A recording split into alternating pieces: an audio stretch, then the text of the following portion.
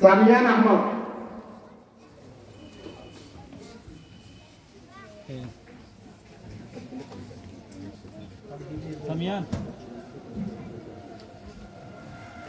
যারা গত বছর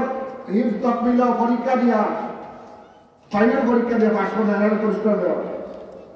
ওবায়দুল্লাহ ফাহিম, সাইফুর রহমান,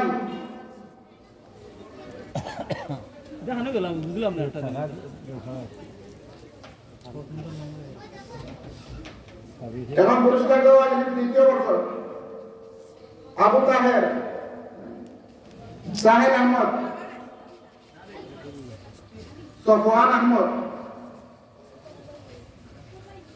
এবং পুরস্কার দেওয়ার প্রথম বর্ষ ছাত্রদেরকে রেজওয়ান আহমদ, শাফি, তানজিম আহমদ,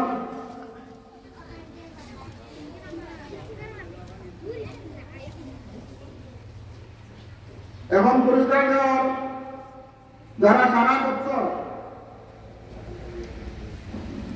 সারা মাদ্রাসায় 1, 2, 3 যারা উঠে এদেরকে পুরস্কার দেওয়া। নাইমা, সুনি বেগম,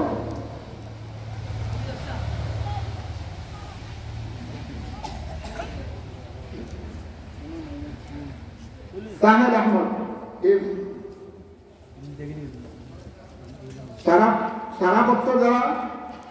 মাদ্রাসায় উপস্থিত হয় এদেরকে পুরস্কার দেওয়া হয়।